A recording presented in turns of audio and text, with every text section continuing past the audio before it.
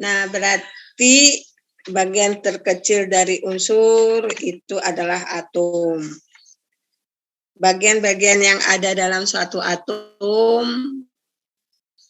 bagian yang ada dalam atom apa aja? Proton, neutron.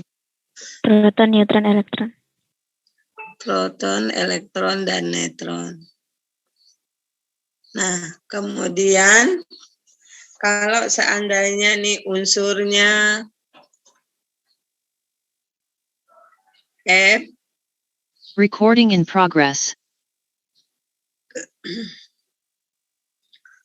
seandainya atomnya ini F, di atasnya 19, di bawahnya 9, berarti di sini yang 19 ini menyatakan apa? Nomor ya, Bu? Nomor massa ya, Bu. Nomor massa, atau nomor massa disingkat dengan apa? NM. Nomor massa disingkat dengan apa? Bu. A. Jadi A-nya sama dengan 19. Jadi A ini menyatakan jumlah proton dan neutron. Nah, kemudian 9 ini menyatakan apa? Nomor atom atau Z. Iya, nomor atom atau Z. Nah, berdasarkan ini berarti kita bisa menentukan proton, elektron, dan neutron.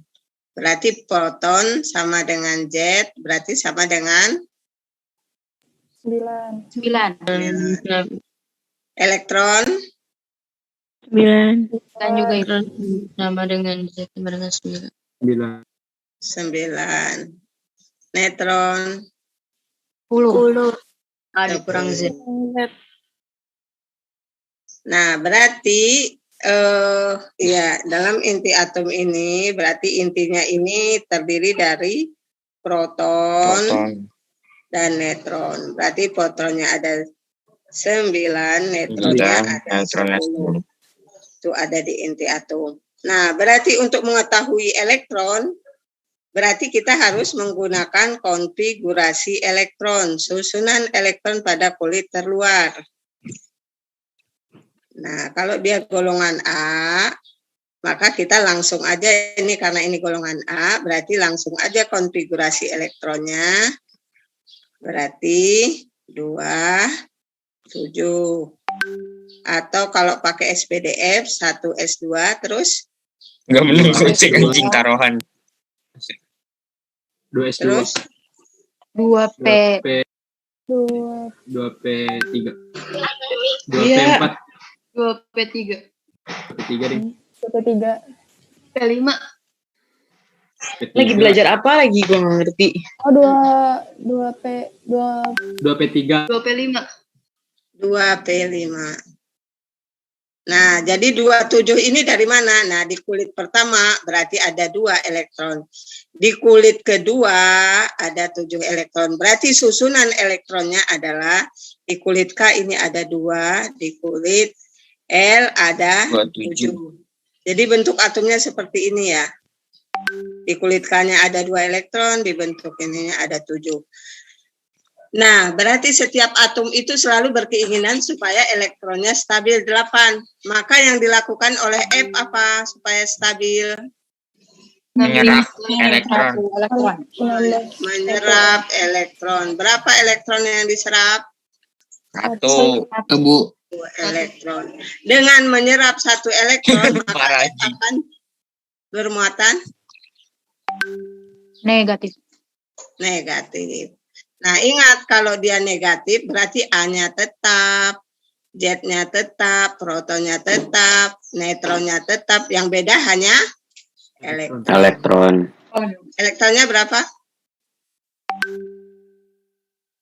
Ya iya, tadi kan dalam mencapai kestabilan itu yang diserap dan diterima kan elektron ya. Jadi ini tadi kan pada kulit K ini dia mengambil 1 elektron supaya dia 8. Jadi dia menyerap 1 elektron. Jadi intinya ini kan tetap di dalamnya proton, neutron nggak berubah. Maka ingat, kalau yang bermuatan positif dan negatif itu yang berubah hanya elektron. Jadi elektronnya berapa di sini? 10. 10.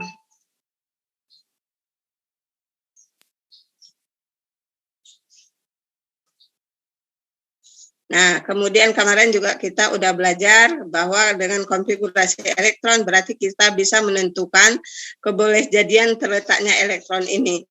Kebolehjadian terletak elektron atau tempat elektron itu bisa ditentukan dengan keempat bilangan kuantum. Yaitu keempat bilangan kuantum ditentukan dengan nilai N, L, M, dan S.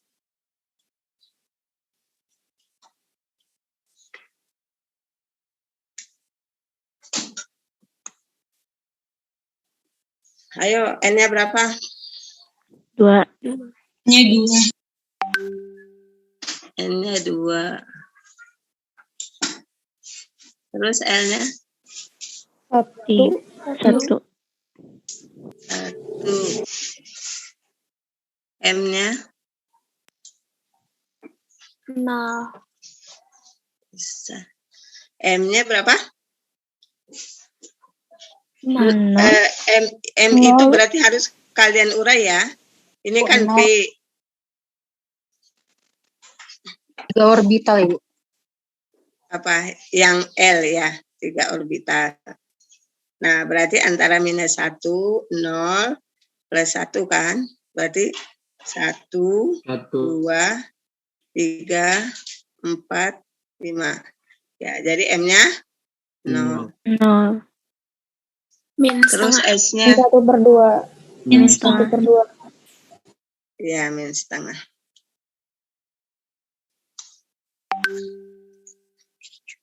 Nah, ini hanya kita mereview yang kemarin ya.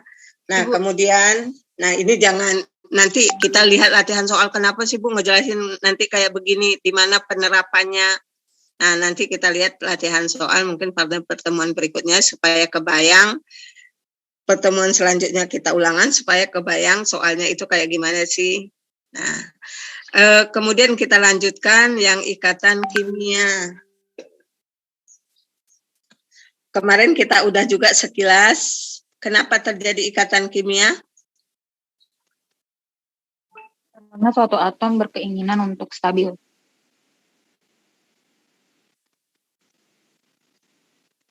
Ya, setiap atom itu berkeinginan supaya stabil. Stabilnya seperti yang dimiliki gas mulia, yaitu 8 atau ya 2. Kalau 8 oktet, kalau 2 duplet.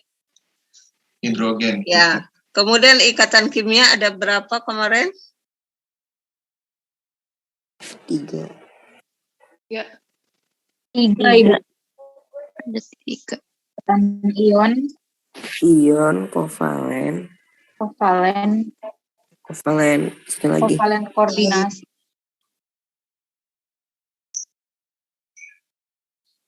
Ya, ikatan ion itu disebut juga dengan ikatan elektrovalen. Ikatan antara positif dengan negatif. Ntar dulu coba.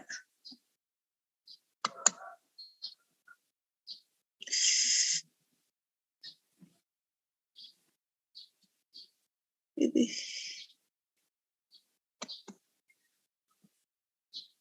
ya. Sekalian nih. Nah, ikatan kimia terdiri dari ikatan ion. Ikatan ion ini dinamakan juga ikatan elektrovalen ya, ini sama. Yaitu ikatannya terjadi antara, ini ya, elektron, serah terima elektron, berarti terdiri antara logam dengan non-logam. Nah, sifat-sifatnya, titik didih dan titik lebur tinggi. Kemudian dalam bentuk padatan, dia nggak bisa menghantarkan listrik. Tapi dalam bentuk leburan atau larutan, maka dia bisa menghantarkan listrik. Nah, umumnya itu bersifat padat, bentuknya, wujudnya padat. Nah, ini contohnya ya. Terdiri dari logam dengan non-logam. Berarti logamnya akan menyerahkan elektron, non-logamnya akan menerima elektron. Nah, kemudian yang kemarin, yang kedua adalah ikatan kovalen. Nah, ini ciri-cirinya. Ikatan kovalen itu adalah ikatan antara non-logam dengan non-logam dengan cara pemakaian elektron bersama. Ingat, titik lebur rendah.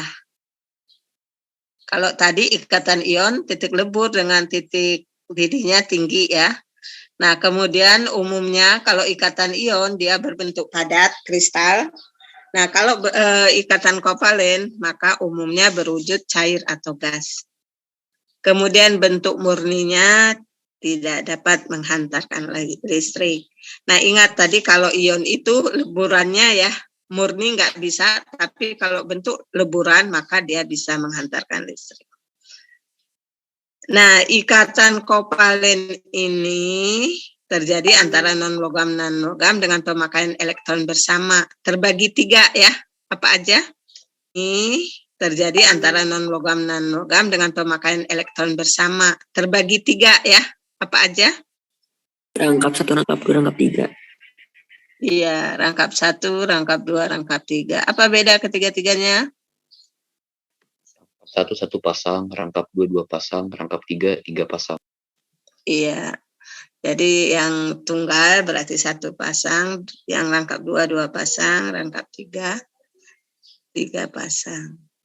Nah, kemudian kita udah juga belajar tentang bentuk molekul.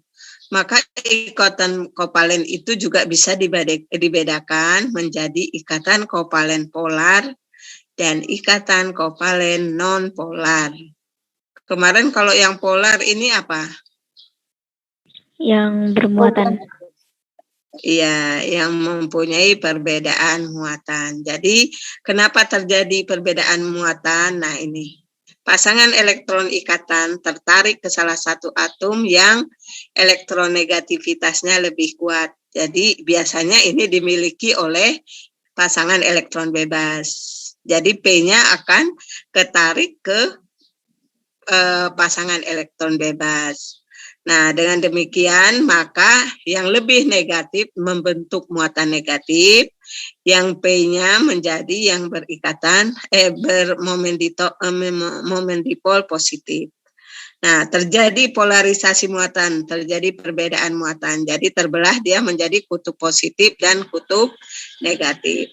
Nah, biasanya air adalah polar, maka senyawa kovalen polar akan larut dalam air. Nah, bentuk larutannya dapat menghantarkan listrik, tetapi bentuk murninya nggak bisa. Nah, ciri-cirinya itu heteroatomik atau berbeda atom. Nah, kemudian perbedaan keelektronegatifannya itu besar, momen dipolnya tidak sama dengan 0, dispersi elektron tidak merata sehingga nanti bentuk molekulnya tidak simetris. Jadi di sini berlaku vektor ya, kayak yang kemarin. Nah, jadi ini contohnya yang heteroatom. H beda dengan F, berarti HF adalah heteroatom. HCl, H2O, H2S, dan seterusnya.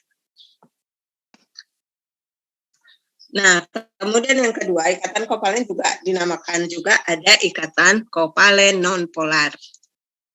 Non artinya tidak, polar berarti bermuatan ya. Nah, berarti kenapa nggak bermuatan? Karena P tertarik sama kuat ke semua atom. Jadi sehingga tidak ada perbedaan muatan. Tidak mengalami polarisasi muatan, larut dalam pelarut non-polar, dalam bentuk murni dan dalam bentuk larutan, maka tidak dapat menghantarkan listrik. Contohnya nih, Br2, H2, O2, O3, H2. Ini kan keelektronegatifannya sama ya, kayak kemarin kita ambil contoh H2. H-nya 2,1, berarti H yang satu lagi kan 2,1 juga. Nah, setelah kita kurangi kan sama dengan 0, maka dia masuk non-polar atau tidak mempunyai perbedaan keelektronegatifan. Nah, yang kedua, dispersi elektron simetris. Sama rata ke segala penjuru, sama kayak vektor ya. Jadi yang kemarin, yang simetris itu ada berapa bentuk molekul yang simetris? Ada yang masih ingat? Apa aja yang simetris? Linear. Linear. linear, Segitiga planar. Segitiga planar. tetrahedral, segitiga bipiramid, Di oktahedral. piramid. Tiga piramid. ya. Bidang 4. Segitiga piramid, bipiramid, kemudian oktahedral ya. Jadi berlaku di situ vektor yang dalam fisika. Jadi saling mengimbangi ke segala penjuru sehingga muatan di atom pusat menjadi 0. Nah, kemudian yang ikatan kovalen koordinasi itu sering juga dinamakan dengan ikatan semipolar. Jadi setengah polar, setengah non-polar. Nah, ini ikatan bersama berasal dari salah satu atom. Jadi ini unsur-unsur yang senyawa yang mengalami ikatan kovalen koordinasi.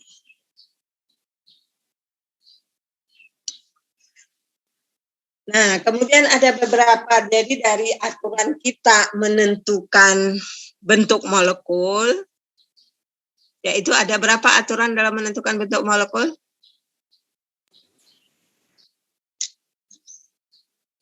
Aturan. Ada berapa yang bisa kita lakukan untuk menentukan bentuk molekul? Domain Dua elektron. cara.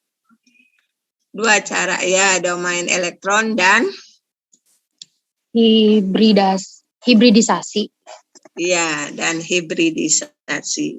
Jadi setelah mengikuti tata cara itu, yang kita mainkan ada elektron pada kulit terluar dan hibridisasi gabungan dari orbital-orbital. Nah, ternyata ada beberapa senyawa yang tidak bisa mengikuti aturan oktet maupun duplet, yaitu ini NO, kalau BH3 ini ada 6, kalau PCl5 tadi ada 10 ya.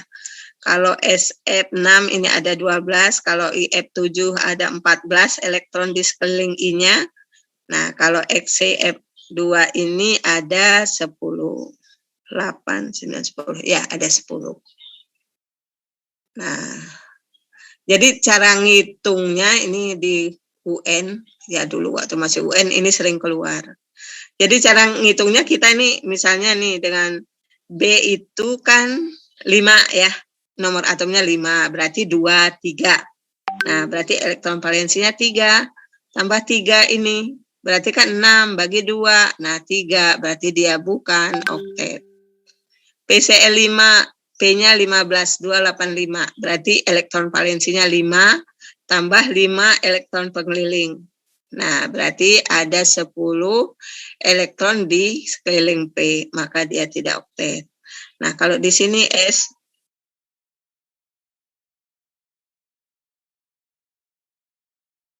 kan di ini, kalau golongan A bisa pakai KL aja kan ya, ini kan golongan A semua.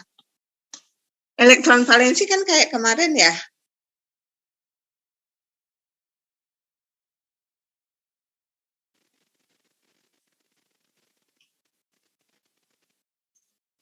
Nah, dia golongan A ya, berarti kan 2, 3.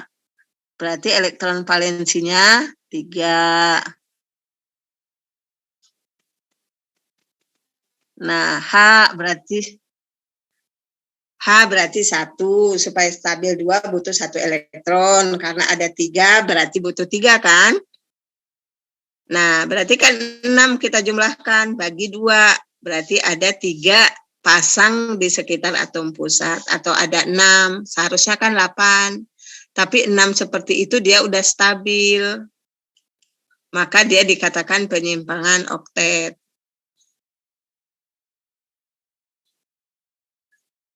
Atau bisa dilihat dari golongan ya, yang elektron valensi itu kan dinyatakan dengan golongan kan ya. Nah, golongan di A, di golongan A. Nomor golongan berarti menyatakan elektron valensi.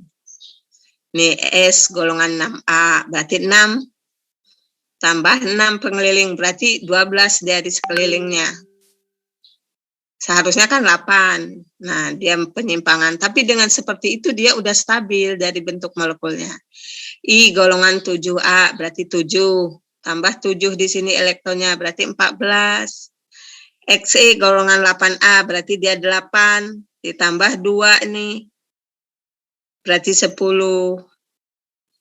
Nah, kalau NO, ini pengecualian juga, N golongan 5A, 5.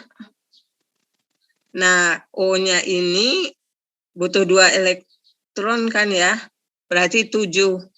Berarti di sini dia nanti ada 1 elektron yang tidak berpasangan. Nah, itu sering dinamakan dengan istilah radikal.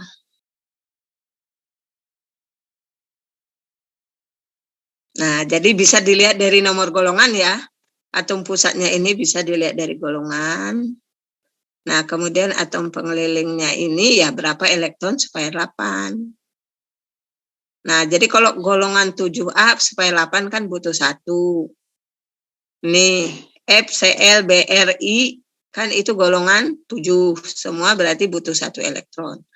Kalau O golongan 6A berarti butuh 2 elektron. N golongan 5 berarti dia 5 apa? 5 elektron tambah 2, berarti di sini ada 7 di sekeliling atom pusatnya. Bisa dipahami ya? Harus ditulis ya? Bisa kebayang nggak?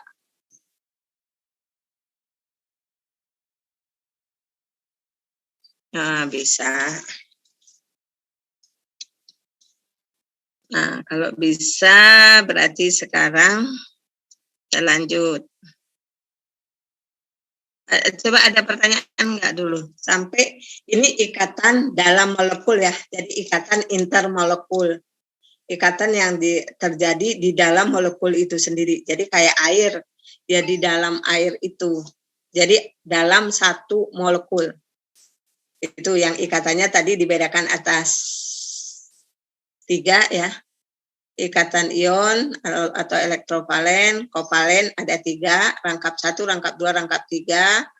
Kemudian ada kovalen berdasarkan muatan listrik dapat dibedakan jadi 2, kovalen polar dan kovalen nonpolar. Kemudian yang terakhir adalah ikatan kovalen koordinasi.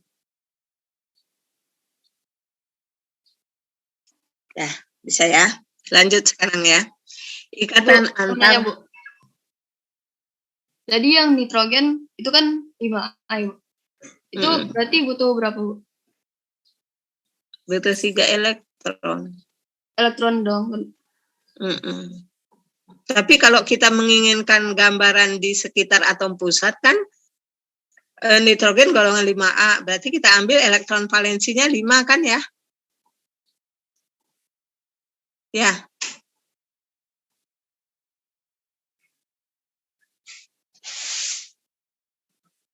Elektron valensinya 5, O-nya 2. Jadi di sekitar atom pusat itu ada 7. 7 berarti yang berpasangan kan 3 ya. Berarti ada 1 ikatan 1. Nah, ikatan 1 itu dinamakan dengan radikal bebas. Nah, itu yang bisa menyebabkan dia berikatan dengan yang lainnya lebih keras. Lebih kuat artinya. Udah ya, jadi yang nggak perlu digambarkan, berarti kalian bisa menentukan elektron valensi di sekitar atom pusat. Nah ini misalnya nih OH2O, berarti atom pengelilingnya kan H ya, karena hanya ada 2. Nah ini O golongan 6A, berarti kita ambil aja 6, tambah 2 yang dari H, kan H butuh 1 elektron kan 1A. Berarti 2H berarti butuh 2 elektron kan? Berarti di sini 6 tambah 2, berarti dia oktet. Nah, yang kedua N golongan 5A, berarti dia 5. Nah, ada 3 atom pengeliling, butuh 1 elektron, berarti kan 8. Nah, gitu cara ngitungnya ya.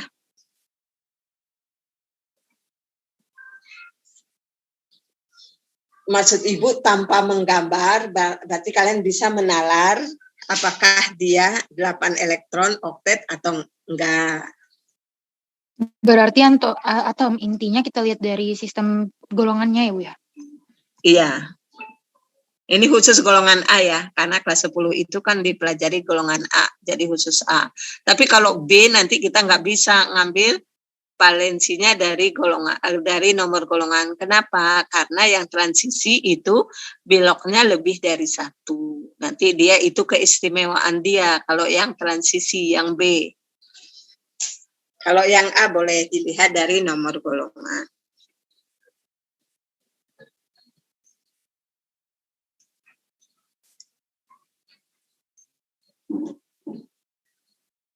Kemudian sekarang kita lanjut ikatan antar molekul. Nah, antar ini berarti antara satu molekul dengan molekul yang lain. Nah, itu ada yang pertama adalah ikatan hidrogen. Nah, yang dikatakan ikatan hidrogen ini adalah ikatan yang terjadi antara H dengan atom yang memiliki keelektronegatifan tinggi. Yang masuk pada keelektronegatifan tinggi itu adalah FON. Jadi ikatan yang terjadi dalam satu molekul yang lain itu punya H, dengan molekul yang lainnya punya ini FON.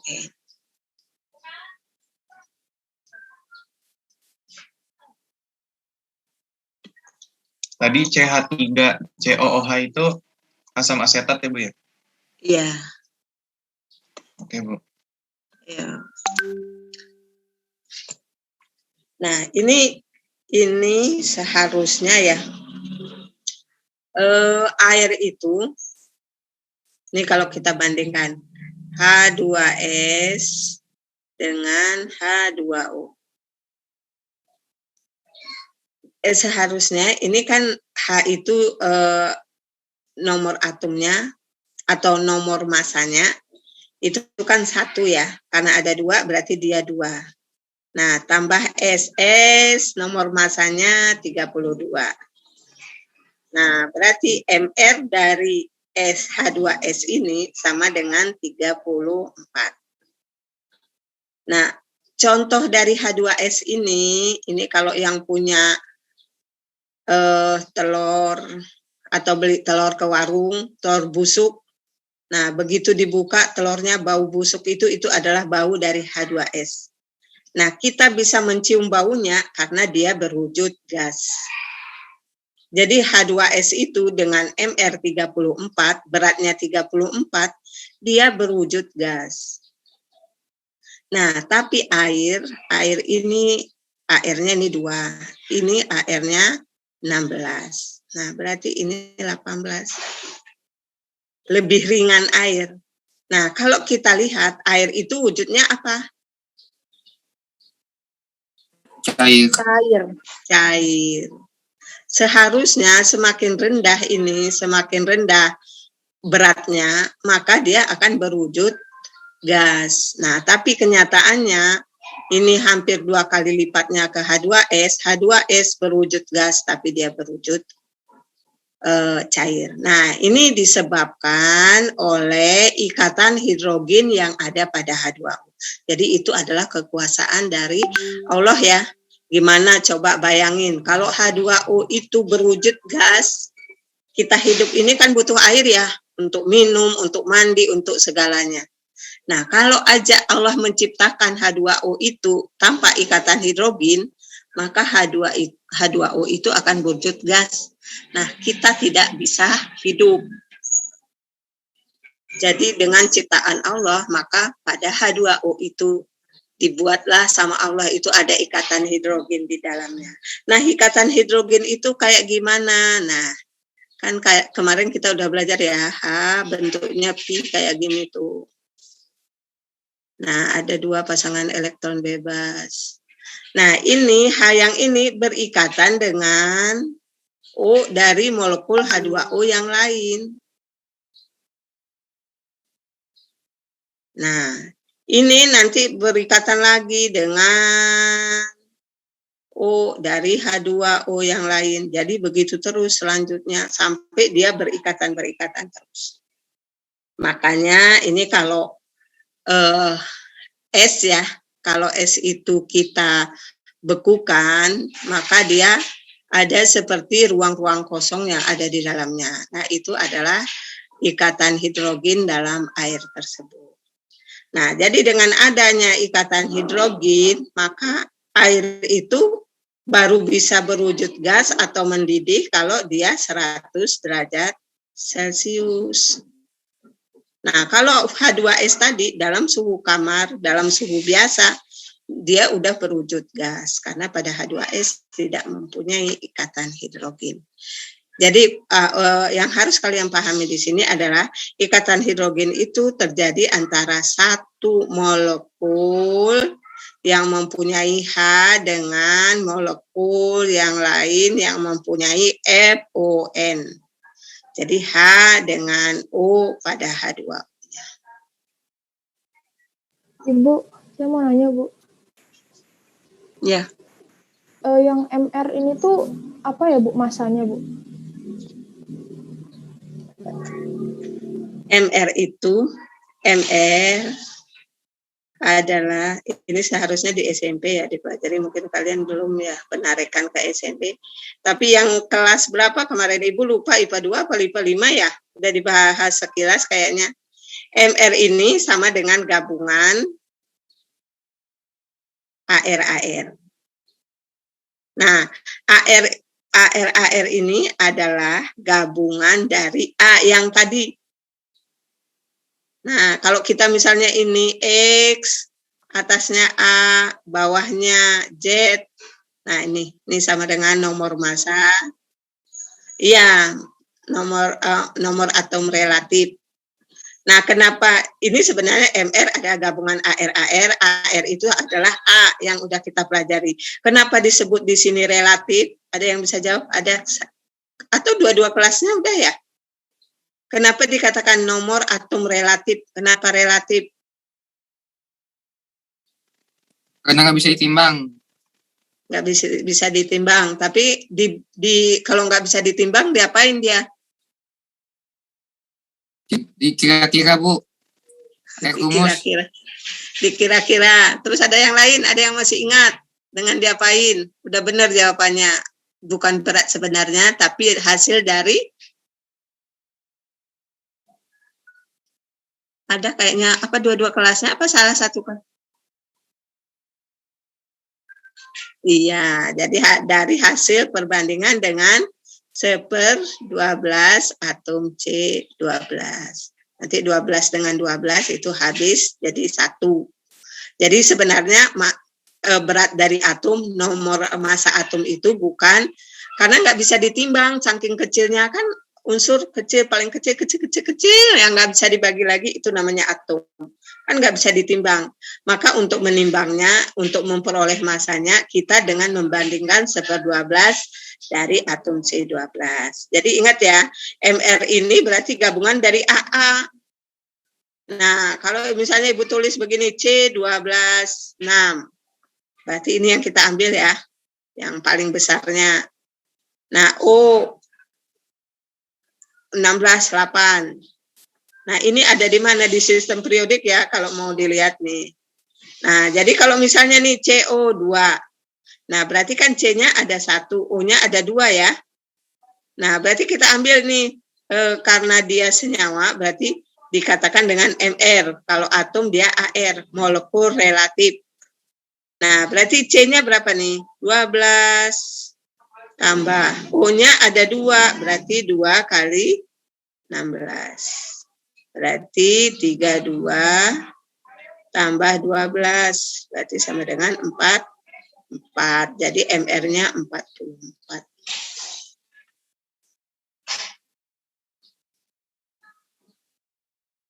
Nanti ini diulang lagi di konsep mol ya. Di semester 2 nanti itu diulang lagi cara menghitung MR-nya. Jadi untuk sementara sekarang boleh seperti ini.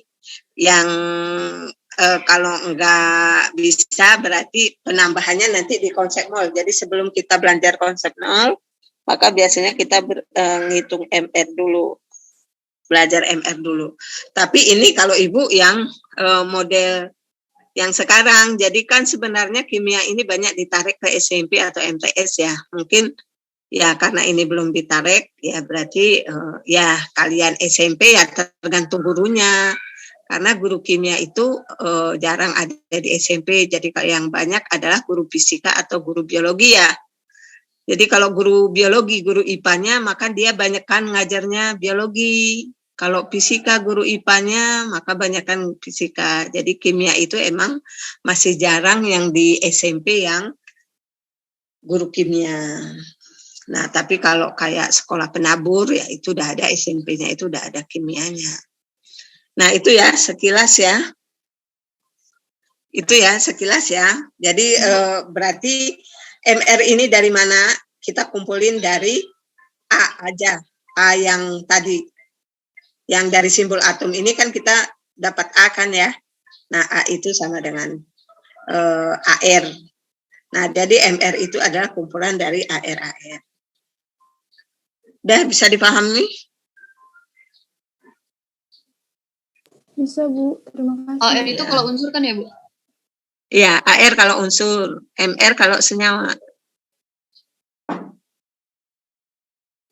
Bu, kalau yang FON tadi apa, Bu? Apa? FON. Ini kalau yang FON itu. FON, Ya, F sama dengan unsur sayang. Fluor. Unsur F. O, oksigen. Nah, N adalah nitrogen. Jadi hidrogen itu ketemu dengan salah satu unsur ini.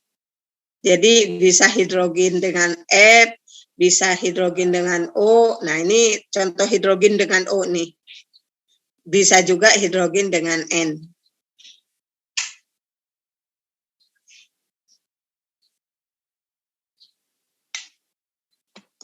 Nah, coba contoh. Ada yang bisa kasih contoh? Bagaimana? Iya. Iya, cuma 3 itu. Tapi dengan hidrogen ya yang harus diketahui. Jadi dia harus dengan hidrogen. Kalau ini tadi contoh hidrogen dengan O ya. Nah, contoh hidrogen dengan F ya udah HF contohnya. HF. Nah, nanti ini F berikatan lagi dengan H dari HF yang lain. Nah, H ini berikatan dengan F dari HF yang lain. Jadi misalnya ada berapa molekul HF tuh. Katanya seperti ini. Nah, semakin banyak ikatan hidrogennya, maka dia semakin kuat. Dan kalau dia semakin kuat, maka kalau kita memanaskan larutan itu, nah kita memanaskan larutan mencapai titik didih. Nah, kenapa bisa mendidih? Nah, itu disebabkan karena ikatan-ikatan yang ada pada molekul itu putus semua. Nah, kalau udah putus, baru dia mencapai titik didih. Jadi tujuan kita memanaskan adalah untuk memutuskan molekul-molekul yang ada pada zat yang kita panaskan. Begitu zatnya putus semua ikatannya, maka tercapailah titik didih. Jadi semakin kuat titik didih, maka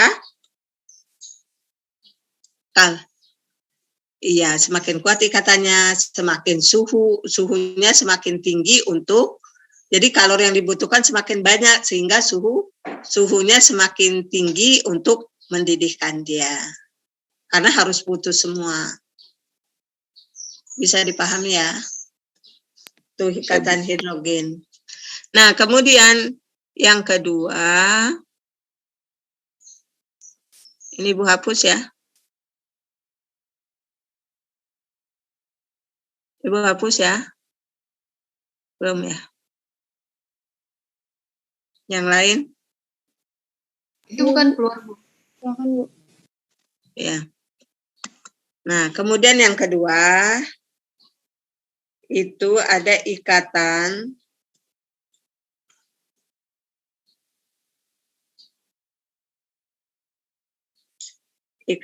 non-dipol, ikatan antara dipol dengan dipol. Dipol. Nah, ini semua nanti dikenal dengan istilah yang ini yang satu ya. Tadi ikatan hidrogen tersendiri, kemudian yang kedua adalah ikatan van der Waals. Nah, yang masuk ikatan van der Waals ini adalah ikatan antara dipol dengan dipol. Di artinya dua, pol artinya kutub. Jadi ikatan yang terjadi antara senyawa yang punya dua kutub dengan senyawa yang punya dua kutub. Nah, contohnya misalnya HCl. Nah, kemarin ini dari skala Pauling ya, hanya 2,1. Cl-nya berapa ya Ibu? Lupa nih Cl-nya. Tapi H itu lebih kecil elektronegatifnya. Maka dia berbentuk momen dipol positif. Cl-nya momen dipol negatif. Nah, HCl ketemu dengan HCl. Nah, ini kutub positif, ini kutub negatif. Nah, ini terjadi ikatan antara kutub negatif pada molekul yang satu dengan kutub positif pada molekul dua. Nah, ini dinamakan dengan ikatan dipol-dipol. Atau sering juga dinamakan dengan ikatan yang terjadi antara polar dengan polar. Nah, itu tadi ya terjawab. Kenapa polar bisa larut dalam senyawa polar? Nah, karena ini. Jadi, kutub negatif pada satu molekul yang lain berikatan dengan kutub negatif pada molekul yang lain. Jadi, ikatannya seperti ini. Nah, yang kedua, ikatan dipol non-dipol.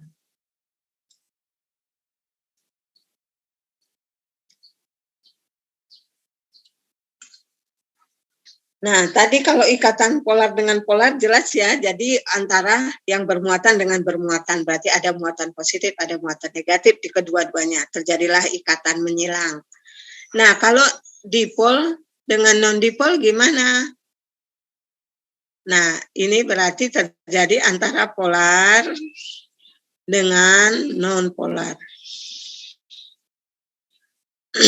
Berarti yang bermuatan dan yang tidak bermuatan ya, Bu? Iya, dari bermuatan dengan yang tidak bermuatan. Nah, kira-kira bentuknya gimana sih? Padahal kita udah belajar ya, senyawa polar akan larut pada senyawa polar. Nah, air kita tahu ya, air karena punya pasangan elektron bebas, berarti dia polar. Nah, O2 polar nggak? Enggak, Bu. Enggak, non-polar. Karena kalau O yang satunya, Ibu lupa ya, enggak bisa hafal juga Ibu skala Pauling. Kalau O yang satunya misalnya 2,7, misalnya diituin, berarti O yang satu lagi kan 2,7 ya. Berarti kalau kita kurangin kan momen dipolnya 0, berarti dia kan non-polar. Nah, kira-kira bisa enggak ya O2 larut dalam air? Air kan polar. O2 non-polar, bisa enggak dia larut? Enggak, Bu. Enggak. Terus yang lain. Kalau misalnya ikan bernapas pakai apa ya? Insang, Bu. Insang. Yang dia ambil apa? Oksigen. O2, Bu. O2. Berarti kalau ikan dalam air, kalau nggak ada O2, ikannya mati dong, nggak bisa bernapas ya? Iya. Iya, Bu. Iya. Berarti dalam air, berarti ada O2 dong. Tadi airnya kan polar, O2-nya non-polar. Gimana tuh? Tadi kita intinya polar nggak bisa larut dalam non-polar, nggak bisa larut dalam polar. Tapi kenyataannya dalam air ikan butuh oksigen. Tumbuh-tumbuhan air butuh oksigen. Dia bisa hidup dalam air. Berarti dalam air ada oksigen dong. Iya, ada. Iya, ada. Terus gimana ikatannya?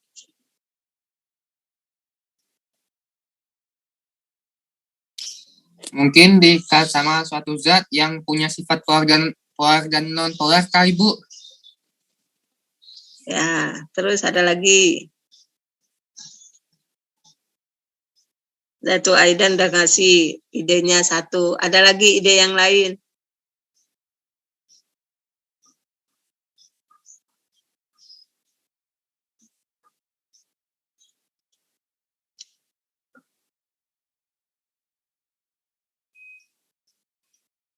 Ini sering juga dinamakan dengan kalau yang dipol ini dia permanen ya. Apa? Bukan ikatan permanen. Polar permanen. Nah, ini yang non dipol dia polar terimbaskan.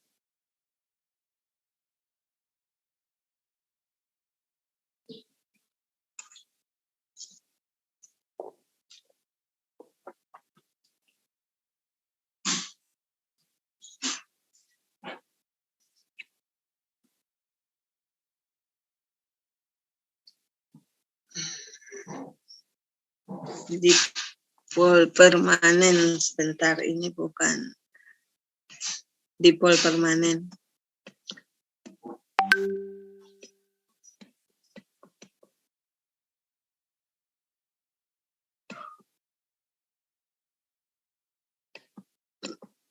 Nah, ini ikatan yang dipolnya ini dinamakan dengan dipol permanen, artinya tetap dia udah punya muatan positif dan negatif. Tapi yang non dipol ini dia dari dipol terimbaskan.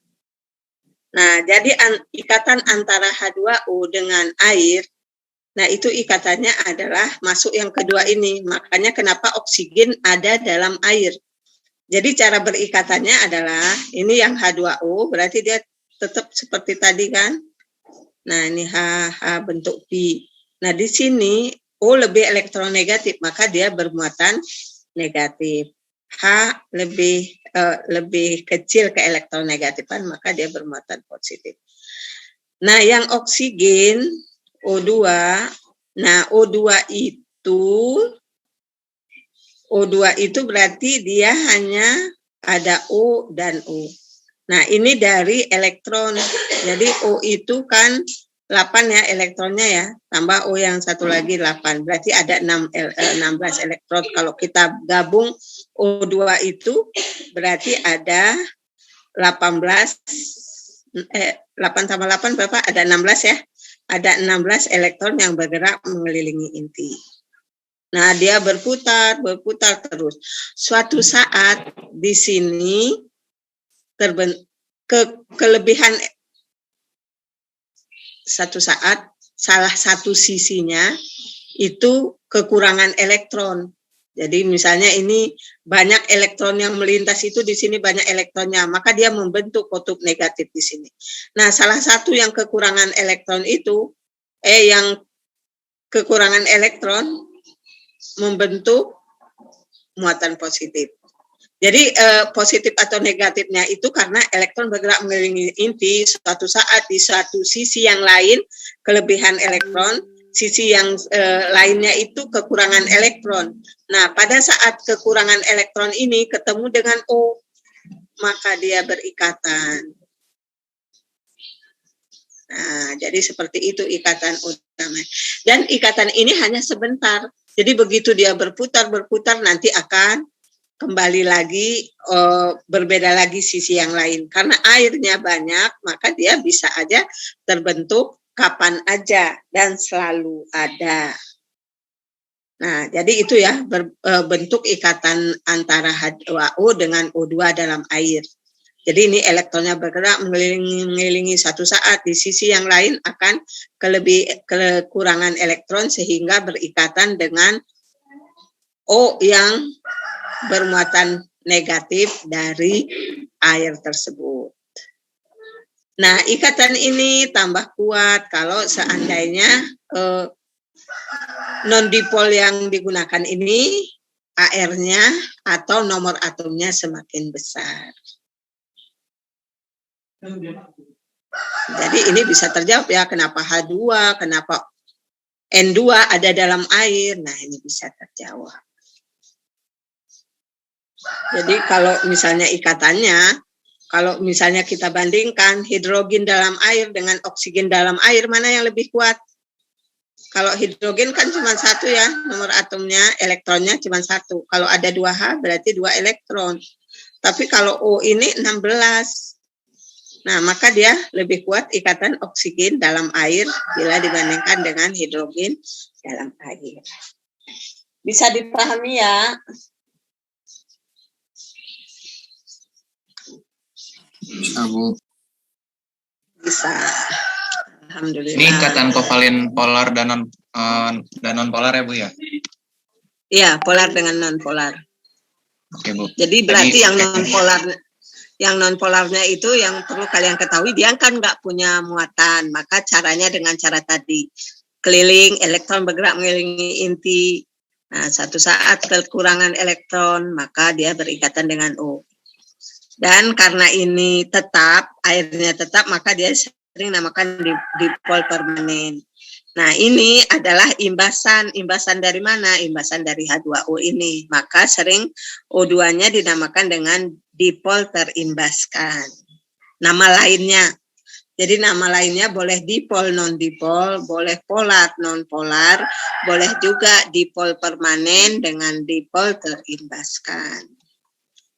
Baik Bu, terima kasih banyak. Ya. Nah, kemudian satu lagi yang ketiga, atau di sini aja bertulis ya. Yang ketiga itu adalah antara non-dipol dengan non-dipol. Atau antara non-polar dengan non-polar. Atau antara sesama dipol terimbaskan. Nah, ini caranya sama. Jadi ini berarti dua-duanya yang non-dipol ini dua-duanya dia jadi ada bergerak mengelilingi inti, misalnya 1N2. Nah, N2 yang satu lagi bergerak mengelilingi inti. Nah, suatu saat di sini kekurangan elektron, maka dia membentuk kutub positif.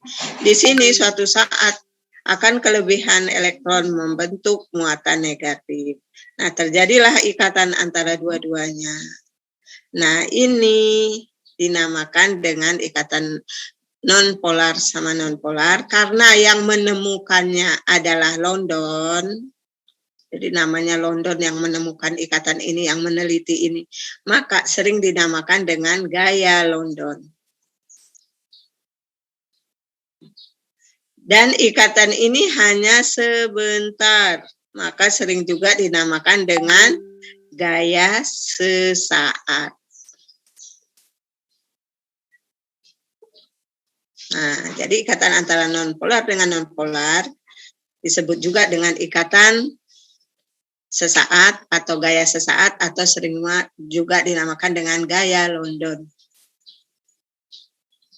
Nah, ini juga sama, semakin besar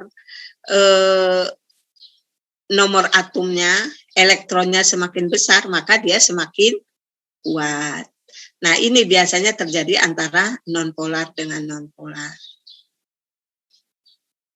Jadi kalau misalnya ditanya Ini antara N2 dengan N2. Semakin besar apa, Ibu? Semakin besar nomor atomnya. Jadi kalau misalnya H kan cuma nomor atomnya 1 ya. Kalau N ini kan 7.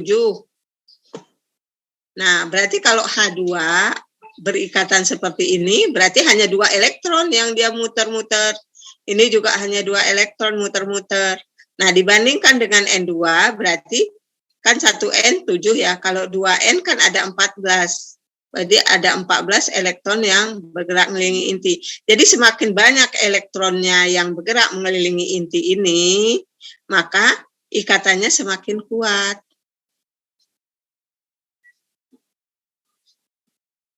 Jadi kalau H2 dengan N2, kalau ditanya mana yang lebih kuat ikatannya, maka jawabannya adalah N2. Kenapa? Kenapa? Karena jumlah elektronnya semakin banyak. Lebih banyak. Ya. Satu lagi. Ini ikatan antar molekul, udah. Kemudian kayak van der Waals, berarti ada dipol-dipol, contohnya H2O dengan H2O. Dipol non-dipol, contohnya H2O dengan O2. Kemudian non-dipol CO2 atau sesama senyawa gas mulia ya. Jadi antara gas mulia itu kan udah stabil dua-duanya. Maka ikatan yang ada terjadi antara dua senyawa gas mulia itu adalah ikatan non-dipol. Nah, ini yang terakhir, hubungan ikatan kimia dengan titik didih. Jadi yang mempengaruhi titik didih itu ada dua, yaitu massa atom relatif. Massa atom tadi kan gabungan dari A ya, gabungan dari nomor massa. Jadi semakin besar MR, maka semakin tinggi titik didih. Ya, tadi contohnya H2S dengan H2O. Nah, seharusnya H2S lebih tinggi, tapi kenyataannya H2O. Berarti itu ada kelainan. Apa kelainannya? Nah, ternyata pada hidrogen itu ada ikatan hidrogen. Dalam air ada ikatan hidrogen. Yang kedua adalah jenis ikatan. Jadi semakin kuat ikatannya, maka titik didih semakin tinggi. Nah, jadi kalau kita uraikan, kalau ikatan antar atom atau intermolekul, maka ikatan ion itu lebih tinggi titik didihnya bila dibandingkan dengan ikatan kovalen polar. Nah, kovalen polar lebih tinggi bila dibandingkan dengan kovalen non-polar. Nah, kalau ikatan antar molekul, maka ikatan hidrogen lebih tinggi titik didihnya bila dibandingkan dengan dipol-dipol. Dipol-dipol lebih tinggi dari dipol non-dipol. Nah, dipol non-dipol lebih tinggi dari non-dipol non-dipol.